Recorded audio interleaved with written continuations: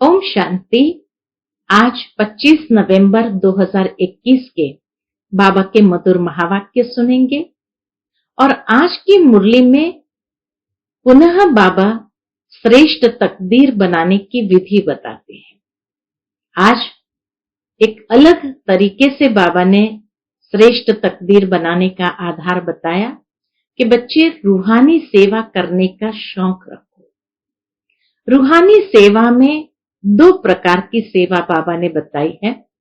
एक है यज्ञ सेवा, तो बाबा कहे दधीची ऋषि की तरह तुम्हें हड्डी हड्डी स्वाहा करनी है, और दूसरी है कि ज्ञान रत्न का दान करना।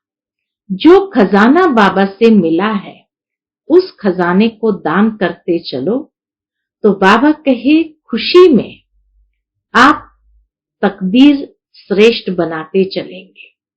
इतना खुशी में आ जाएंगे क्योंकि जितना दान करेंगे तो उसके रिटर्न में खुशी प्राप्त होगी और खुशी खुशी अपनी तकदीर श्रेष्ठ बनती जाएगी। सुनते हैं बाबा के मधुर महावाक्य। ओम शांति।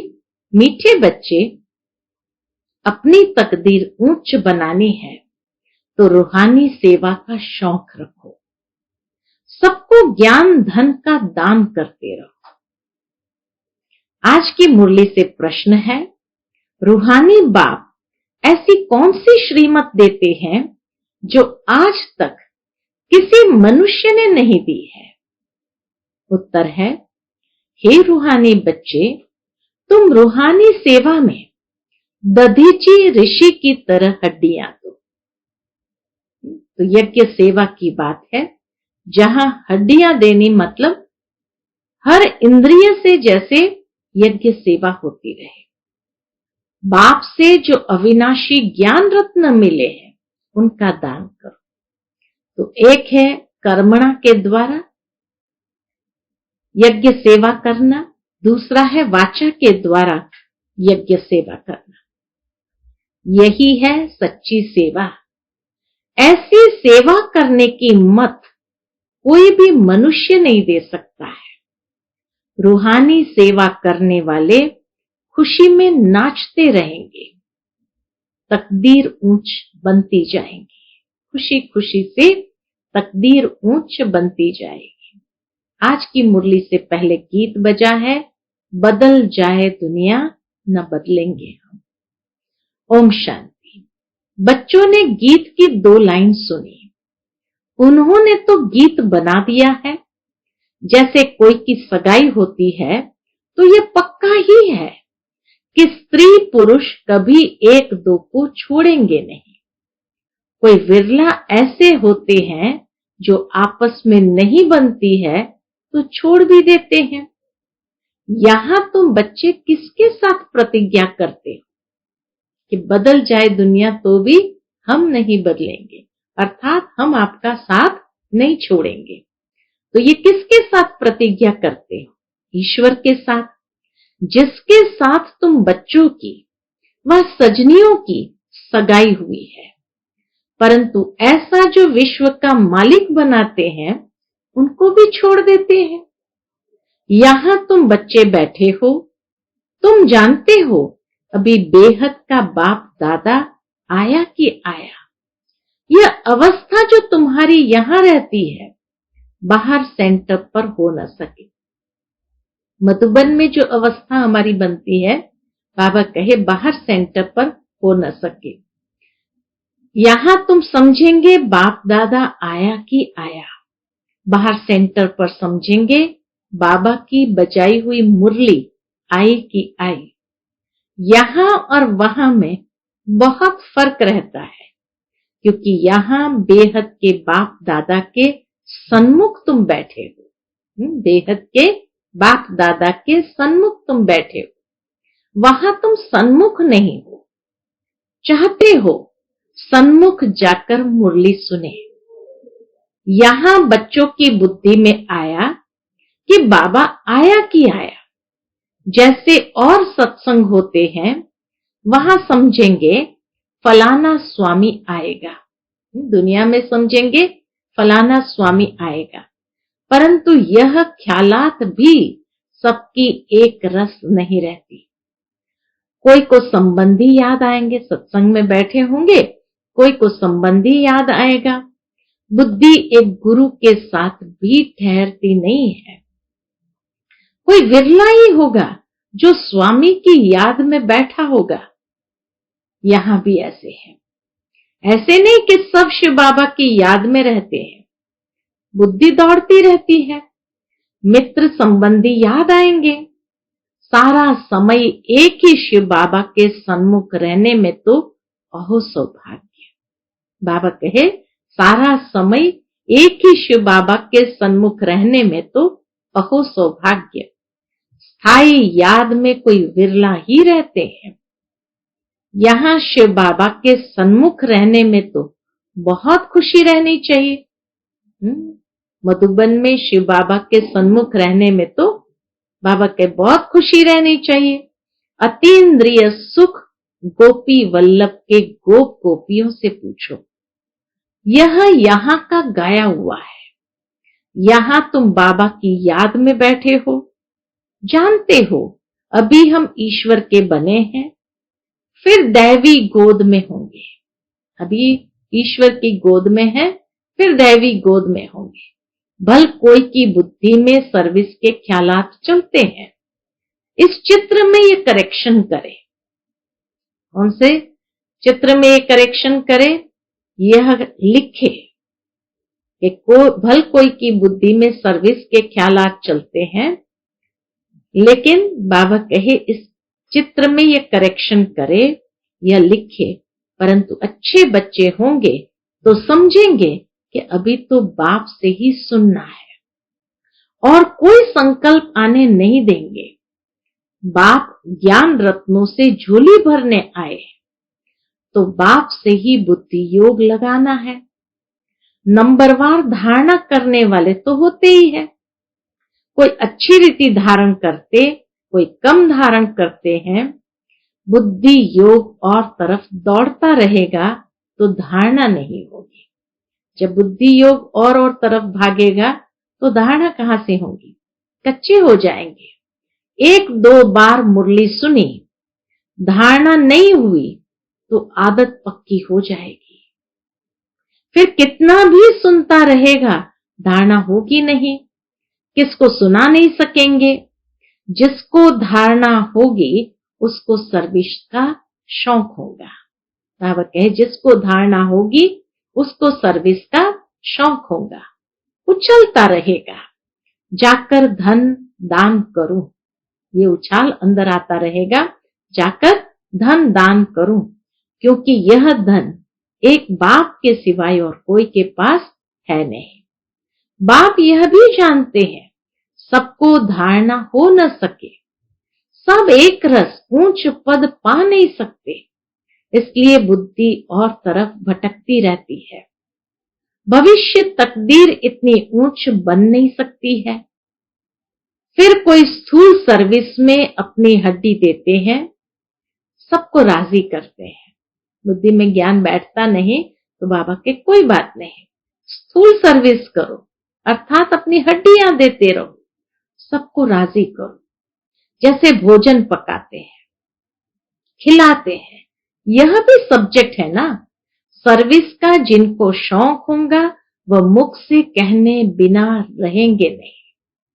फिर बाबा देखते भी है कि कहां देह अभिमान तो नहीं है, बड़े का रिगार्ड रखते हैं व नहीं। सर्विस में बाबा धारणा भी देखते हैं, बड़े का रिगार्ड रखते हैं व नहीं। बड़े महारथियों का रिगार्ड तो रखना होता है। हाँ, कोई छोटा भी होशियार हो जाता है तो हो सकता है बड़े को उनका रिगार्ड रखना पड़े, क्योंकि बुद्धि उनकी गैलप कर लेती है। सर्विस का शौक देख बाप तो खुश होगा ना।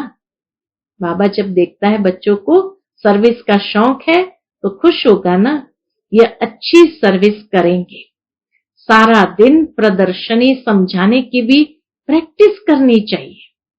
प्रजा भी तो ढेर बननी है ना, लाखों प्रजा चाहिए।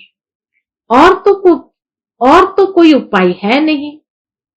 सूर्यवंशी, चंद्रवंशी, राजा, रानी, प्रजा सब यहां बनने हैं। कितनी सर्विस करनी चाहिए। बच्चों की बुद्धि में है अभी हम ब्राह्मण बने हैं। घर गृहस्थ में रहने से हर एक की अवस्था अपनी रहती है ना। घर बार तो छोड़ना नहीं है। बाबा कहते हैं घर में भल रहो, परंतु बुद्धि में यह निश्चय रखना है कि यह पुरानी दुनिया खत्म हुई पड़ी है। बाबा कहे भल घर में रहो, परंतु बुद्धि में यह निश्चय रखना है कि यह पुरानी दुनिया खत्म हुई पड़ी है। हमारा अब बाप से काम है। यह भी जानते हैं कल्प पहले जिन्होंने यह ज्ञान लिया था वही लेंगे। सेकंड बाय सेकंड हूबहू रिपीट हो रहा है। आत्मा में ज्ञान है ना, बाप के पास भी ज्ञान है। तुम बच्चों को भी बाप जैसा बनना है। पॉइंट धारण करनी है। सब पॉइंट एक साथ नहीं समझाई जाती है। लक्ष्य पक्का रखा जाता है। विनाश भी सामने खड़ा है। यह वही विनाश है। सत्युग त्रेता में कोई लड़ाई आदि होती नहीं है। वह तो बाद में जब बहुत धर्म होते हैं, लश्कर बड़े होते हैं, तब लड़ाई शुरू होती है। पहले पहले आत्माएं सतो प्रधान से उतरती है, फिर सतो रजो तमो में आती है। ये सब बुद्धि में रखना है। कैसे राजधानी स्थापन हो रही है, बाबा के अंदर में ये चलन, कैसे राजधानी स्थापन हो रही है। यहां बैठे हो तो ये बुद्धि में रखना है। शिव बाबा आकर हमको खजाना देते हैं, जिसको बुद्धि में धारण करना है। अच्छे अच्छे बच्चे नोट्स लेते हैं। नोट्स लेना अच्छा है तो बुद्धि में टॉपिक्स आएंगे। आज इस टॉपिक पर समझाएंगे। बाप कहते हैं हमने तुमको कितना खजाना दिया था। सतयुग त्रेता में तुम्हारे पास अथाह धन था, फिर वाम मार्ग में जाने से कम होता गया। खुशी भी कम होती गई। कुछ न कुछ विकर्म होने लगे। उतरते उतरते कलाएं कम होती जाती है। सतो प्रधान, सतो रजो तमो की स्टेजेस होती है ना। सतो से रजो में आते हैं तो ऐसे नहीं फट से आ जाते हैं। सतो से रजो में जब आते हैं, त्रेता से द्वापर में, तो ऐसे नहीं फट से आ जाते हैं। तमो प्रधान में भी आहिस्ते आहिस्ते उतरते हैं। इसमें भी सतो रजो तमो स्टेजेस आएगी। अर्थात जैसे रजो प्रधान में भी आरंभ में सतो ही कहेंगे, फिर रजो और तमो धीरे धीरे बनती जाएंगी। इसी तरह कलयुग में भी तमो प्रधान भी एकदम नहीं, और आरंभ में उसको भी कलयुग की सतो प्रधान स्टेज कहेंगे, फिर रजो, और फिर लास्ट में तमो स्टेजेस आएंगे। फट से तमो प्रधान नहीं होंगे। धीरे धीरे सीढ़ी उतरते जाते हैं। कला कम होती है, अभी जंप लगाना है। तमो प्रधान से सतो प्रधान बनना है। इसके लिए टाइम बाकी थोड़ा है। घाया हुआ भी है, चढ़े तो चाखे वैकुंठ रस। काम की चमाट लगती है तो एकदम चकनाचूर हो जाते हैं। हड़ गुड़ टूट जाते हैं। जैसे कोई मनुष्य अपना जीव घात करते हैं, आत्मघात नहीं, जीव घात कहा जाता है। शरीर का घात करते हैं, ऐसे यह भी आत्मा का घात हो जाता है कि कमाई सब खत्म हो जाती है। यहां तो बाप से वर्षा पाना है, बाप को याद करना है, क्योंकि बाप से बादशाही मिलती है। अपने से पूछना है कि हमने बाप को याद कर कितनी भविष्य के लिए कमाई की, कितने अंधों की लाठी बने। घर घर में पैगाम देना है कि ये पुरानी दुनिया बदल रही है। बाप नई दुनिया के लिए राजयोग सिखा रहे हैं। सीढ़ी में दिखाया है, यह बनाने में मेहनत लगती है। सारा दिन ख्यालात चलता रहता है। कि ऐसा सहज बनावे जो कोई समझ जाए। सारी दुनिया तो नहीं आएगी, देवी देवता धर्म वाले ही आएंगे। तुम्हारी सर्विस तो बहुत चलनी है। तुम जानते हो हमारा क्लास कब तक चलेगा? वह तो लाखों वर्ष कल्प की आयु समझते हैं, तो शास्त्र आदि सुनाते ही रहते हैं। समझते हैं जब अंत होगा तब सबका सद्गति दाता आएगा। फिर जो हमारे चेले हैं उनकी गति हो जाएंगी, फिर हम भी जाकर ज्योति में समा जाएंगे। परंतु ऐसे तो है नहीं। बाबा कहे ऐसे तो होना नहीं। तुम जानते हो हम अमर बाप द्वारा, बाबा कहे तुम जानते हो हम अमर बाप द्वारा सच्ची सच्ची अमर कथा सुन रहे हैं। तो अमर बाबा जो कहते हैं वो मानना भी चाहिए। सिर्फ कहते हैं मुझे याद करो। अमर बाबा क्या कहते हैं? सिर्फ मुझे याद करो और पवित्र बनो, नहीं तो बहुत सजाएं खानी पड़ेगी, पद भी कम मिलेगा, सर्विस में मेहनत करनी है। जैसे दधीची ऋषि का मिसाल है, हड्डियां भी सर्विस में दे दी, अपने शरीर का भी ख्याल नहीं करके सर्विस में रहना है। इसको कहा जाता है हड्डी सर्विस। और दूसरा है रूहानी हड्डी सर्विस। रूहानी सर्विस वाले रूहानी नॉलेज ही सुनाते रहेंगे, ज्ञान धन दान करते खुशी में नाचते रहेंगे। दुनिया में जो मनुष्य सर्विस करते हैं वह है जिस्मानी। सोशल वर्कर होते हैं, वो जिस्मानी सर्विस करते हैं या शास्त्र बैठ सुनाते हैं। वह कोई रूहानी सर्विस नहीं है, उससे आत्मा की उन्नति नहीं होती है। इसलिए रूहानी सर्विस यानी जहां आत्मा की उन्नति हो। तो बाबा कहे वो शास्त्र बैठ सुनाते हैं, वह कोई रूहानी सर्विस नहीं है। रूहानी सर्विस सिर्फ बाप ही सिखलाते हैं। स्पिरिचुअल बाप ही आकर स्पिरिचुअल बच्चों को पढ़ाते हैं, यानी रूहानी बाप ही आकर रूहानी बच्चे यानी आत्माओं को पढ़ाते हैं। तुम अब तैयारी कर रहे हो। किस बात की तैयारी कर रहे हैं? सतयुग नई दुनिया में जाने के लिए। वहां तुमसे कोई भी कर्म नहीं होगा, वह है राम राज्य। वहां होते ही है थोड़े, वह थोड़े मनुष्य आकर पढ़ेंगे। अभी तो रावण राज्य में सब दुखी है ना। ये सारी नॉलेज तुम्हारी बुद्धि में है, नंबरवार पुरुषार्थ अनुसार। ये सारी नॉलेज भी बुद्धि में है, नंबरवार पुरुषार्थ अनुसार। इस सीढ़ी के चित्र में ही सारी नॉलेज आ जाती है। ये चित्र बनाने के लिए मशीनरी चाहिए, ये चित्र आदि छपवाने की मशीनरी चाहिए। उस गवर्नमेंट की रोज अखबारें कितनी छपती है, छपाने की मशीनरी बाबा के चाहिए। उस गवर्नमेंट की रोज अखबारें कितनी छपती है, कितनी कारोबार चलती है। यहाँ तो सब हाथ से बनाना पड़ता है। बाप कहते हैं कि अंतिम जन्म पवित्र बनो तो पवित्र दुनिया के मालिक बनोगे। यह नॉलेज कोई के पास है नहीं। कहेंगे इस सीढ़ी में और धर्म का समाचार कहाँ है? वह भी इस गोले में लगा हुआ है, वह नई दुनिया में तो आते ही नहीं। इस सीढ़ी में और धर्म का समाचार कहाँ है? तो बाबा कहे वह भी इस गोले में लगा हुआ है। वह नई दुनिया में तो आते ही नहीं।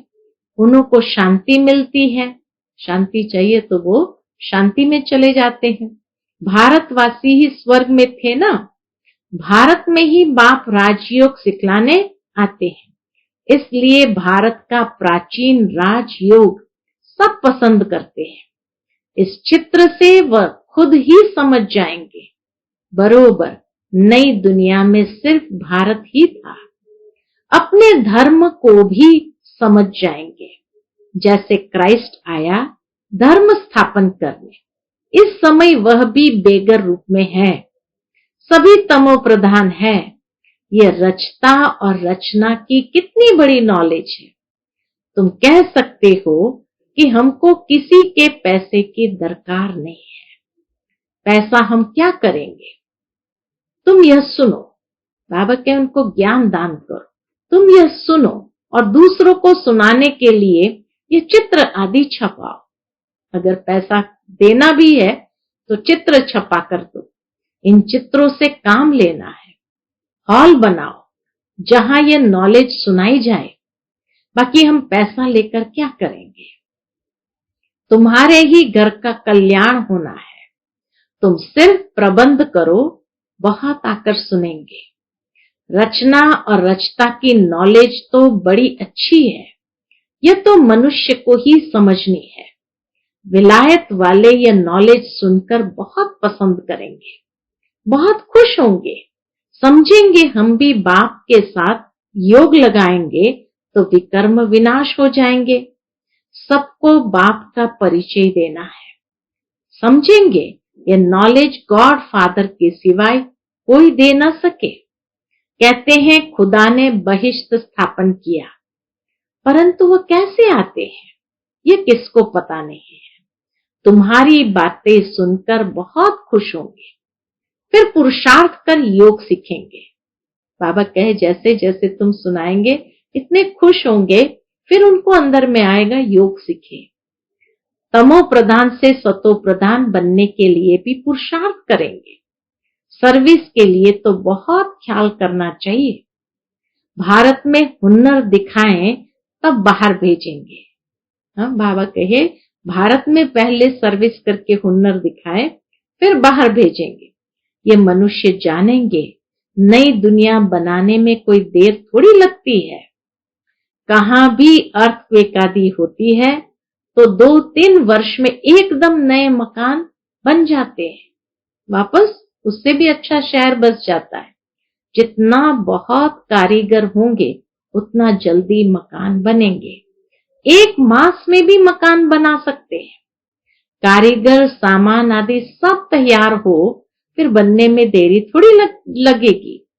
विलायत में मकान कैसे बनते हैं, मिनट मोटर, तो स्वर्ग में कितना जल्दी बनते जाएंगे। बाबा कहे जो विलायत में मिनट मोटर की तरह मकान बनते तो स्वर्ग में कितना जल्दी बनते होंगे। सोना चांदी बहुत तुम्हारे को मिल जाते हैं। खानियों से सोना चांदी हीरे आदि ले आते हैं। हुनर तो सब सीख रहे हैं। साइंस का कितना घमंड है। यही साइंस फिर वहां भी काम आएगी।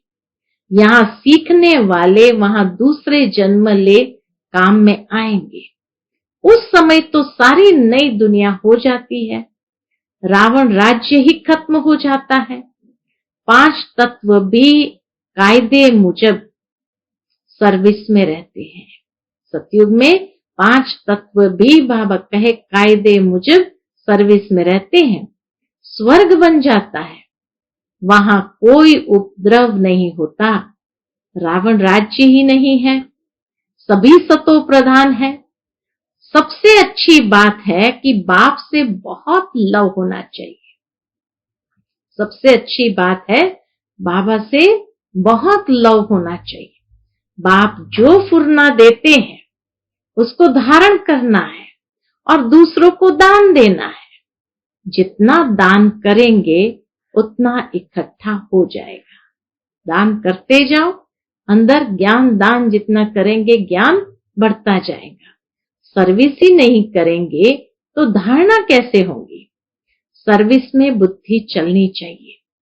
सर्विस तो बहुत ढेर हो सकती है, कोई करते रहे, दिन प्रतिदिन उन्नति को पाना है, अपनी भी उन्नति करनी है। अच्छा, मीठे मीठे सिकिलदे बच्चों प्रति माता पिता बाप दादा का याद प्यार और गुड मॉर्निंग। रूहानी बाप की रूहानी बच्चों को नमस्ते। हम सब रूहानी बच्चों की रूहानी माता पिता बाप दादा को याद प्यार गुड मॉर्निंग और नमस्ते नमस्ते। शुक्रिया बाबा, शुक्रिया। आज की मुरली से धारणा के लिए मुख्य सार है। पहली पॉइंट, आपस में एक दो का रिगार्ड रखना है। सर्विसेबल बच्चे बाबा कहे एक दो का रिगार्ड रखते हैं। सर्विस का बहुत बहुत शौक रखना है। ज्ञान रत्नों से अपनी झोली भरकर फिर उसका दान करना है। दूसरी पॉइंट, एक बाप से ही सुनने का संकल्प रखना है। दूसरे ख्यालातों में बुद्धि को भटकाना नहीं है। आज का बाप दादा का मधुर वरदान हम बच्चों के प्रति है, ईश्वरीय अथॉरिटी द्वारा संकल्प व बुद्धि को ऑर्डर प्रमाण चलाने वाले मास्टर सर्वशक्तिमान भव। ईश्वरीय अथॉरिटी द्वारा संकल्प व बुद्धि को ऑर्डर प्रमाण चलाने वाले मास्टर सर्वशक्तिवान भव।